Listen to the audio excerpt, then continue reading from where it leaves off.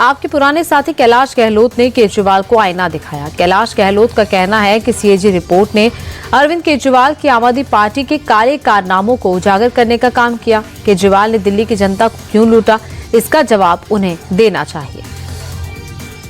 चुनाव प्रचार के टाइम भी ये चीज कहा कि पहली बार पूरे देश के इतिहास में ये पहला इंसिडेंट है जहां सीएजी ने लॉस को क्वांटिफाई किया है और बहुत बड़ा फिगर है ये। 2000 करोड़ जो है वो किसी भी एंगल से कम नहीं है। तो मेरे ख्याल से आम आदमी पार्टी को स्पष्ट करना चाहिए कि ऐसे क्या उनकी मजबूरियां थी कि इस प्रकार की नीति वो लेके आए, जिससे बहुत गलत मैसेज गया। और सरकार को, क्योंकि सरकार का पैसा जो है वो जनता का ही पैसा है, तो जनता का पैसा जो है इस प्रकार से क्यों इसका दुरुपयोग क्यों किया गया।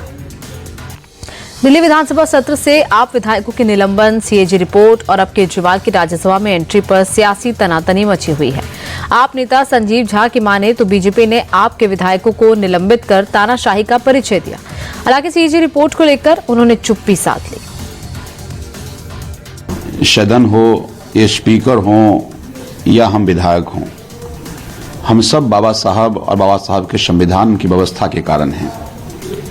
और बाबा साहब के साथ अपमान किया गया। हम अपनी बात अध्यक्ष को कहना चाह रहे थे कि बाबा साहब का ये अपमान ठीक नहीं है और उनके जो चित्र जो वहाँ से हटाया गया है उसका सम्मान वही लगा दिया जाए। जब नहीं माने तो हम बाबा साहब नारे लगाए, हमने जय भीम कहा। दूसरी तरफ बीजेपी के लोग मोदी मोदी मोदी कर रहे थे, तो हम चूंकि बाबा साहब नारे लगा रहे थे हमें बाहर कर दिया गया। हम यही तो पूछ रहे थे कि भारतीय जनता पार्टी क्या मानती है कि भारतीय जनता पार्टी अब बाबा साहब से बड़े, नरेंद्र मोदी बड़े हो गए। एक बहस पंजाब के मामले को लेकर भी छिड़ी। कहा गया कि केजरीवाल अब राज्यसभा का रुख कर सकते हैं। इस बहस को तूल तब मिला जब आपकी तरफ से राज्यसभा सांसद संजीव अरोड़ा को पंजाब की एक सीट से उपचुनाव के लिए खड़ा किया गया। हालांकि आप प्रवक्ता प्रियंका कक्कड़ ने केजरीवाल के राज्यसभा जाने के दावों को सिरे से खारिज कर दिया। संजीव अरोड़ा जी एक बहुत एबल कैंडिडेट हैं। वो लगातार ग्राउंड पर रहते हैं, अपनी कॉन्स्टिट्यूएंसी में उनकी बहुत पकड़ है, जिस वजह से वो वहाँ के लिए बेस्ट सूटेबल कैंडिडेट हैं और उनको उतारा गया है। जहाँ तक अरविंद केजरीवाल सर की बात है तो मीडिया के सूत्र पहले कह रहे थे कि वो पंजाब के मुख्यमंत्री बनेंगे, अब मीडिया के सूत्र कह रहे हैं कि वो राज्यसभा से लड़ेंगे। ये दोनों सूत्र बिल्कुल गलत हैं। अरविंद केजरीवाल जी आम आदमी पार्टी के राष्ट्रीय संयोजक हैं। मैं मानती हूँ कि उनकी डिमांड बहुत ज्यादा है, पर वो किसी एक सीट पर सीमित नहीं है। पंजाब से राज्यसभा नहीं जाएंगे? नहीं, पंजाब से राज्यसभा नहीं जाएंगे। हालांकि पंजाब कांग्रेस चीफ राजा वड़िंग ने इस दावे को लेकर साफ कहा कि केजरीवाल सत्ता के लोभी हैं। जनता ने उन्हें आईना दिखा दिया है। आने वाले दिनों में पूरे देश के सामने केजरीवाल की सच्चाई सामने आ जाएगी। तो दी नहीं जा सकती, वो देंगे। देने का क्या मतलब है उनको पता है कि कोई भी राजनीतिक जो व्यक्ति होता है वो हमेशा जगह ढूंढता रहता है, स्पेस ढूंढता रहता है। अब कोई जगह और है नहीं है केजरीवाल साहब के लिए। क्या जगह? अब वो एमएलए का चुनाव हार गए, मुख्यमंत्री का चुनाव, अब वो बीजेपी की गवर्नमेंट बन गई। अब उनको भी स्पेस चाहिए। He will go to the Rajya Sabha. और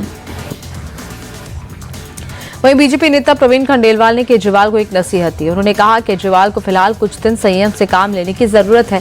अगर एक बार जनता ने उन्हें नकार दिया तो उन्हें दिल्ली में बैठकर संगठन पर फोकस करना चाहिए। ऐसी हरकतों से आपकी छवि और भी खराब होने के पूरे चांस हैं। दिल्ली की जनता ने अरविंद केजरीवाल को पूरी तरीके से नकार दिया है और अब उनकी मर्जी है वो जहां पर जाए। लेकिन राजनीति का तकाजा ये है कि यदि जनता आपको नकार दे तो कम से कम कुछ समय तो आदमी जनता के निर्णय को समझ करके शांत बैठे। किंतु ये व्यक्तिगत निर्णय अरविंद केजरीवाल का है कि भविष्य में उन्हें क्या करना है। दिल्ली वाले फिर ये कहेंगे कि वो भगौड़ा हो गए हैं, कि दिल्ली में यदि दाल नहीं गली तो वो पंजाब जा रहे हैं। लेकिन पंजाब के लोग स्वीकार करेंगे उसमें मुझे संदेह है। दिल्ली कांग्रेस चीफ देवेंद्र यादव ने कहा केजरीवाल चोर रास्ते से पंजाब की तरफ रुख करने की कोशिश कर रहे हैं। पंजाब में पहले से ही जनता आपकी खराब नीतियों से परेशान है।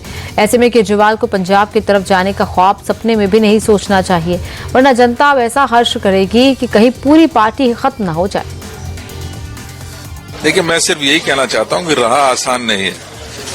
आज पंजाब में जो हालात हैं उससे कहीं ना कहीं वहां के लोग परेशान हैं और जिस चोर रास्ते से केजरीवाल जी अपना स्थान पार्लियामेंट में देखने की कोशिश कर रहे हैं, मैं उनको आगाह करना चाहता हूं जो हालात उन्होंने दिल्ली में हुई है वो ही हालात पंजाब में भी उनकी होगी अगर उन्होंने इस तरीके का, हालांकि उन्होंने मना किया है, लेकिन मुझे ये लगता है कि ये जो चोर रास्ता ढूंढने की कोशिश कर रहे हैं वो राह आसान नहीं है, क्योंकि वहां पर हमारे मजबूत कदम हैं पंजाब में और आम आदमी पार्टी से लोग वहां के त्रस्त हैं, चाहे वो वहां की कानून व्यवस्था हो, जिन हालातों में वहां के जिस बाई इलेक्शन की हम बात कर रहे हैं वो विधायक ने सुसाइड किया है, बहुत संदिग्ध हालात में किया है, तो वहां की जो लॉ एंड ऑर्डर की सिचुएशन है या जो नशे का कारोबार है वहां चरम पर है और लोग उससे कहीं ना कहीं परेशान हैं, तो ये आसान राह होने वाली नहीं है।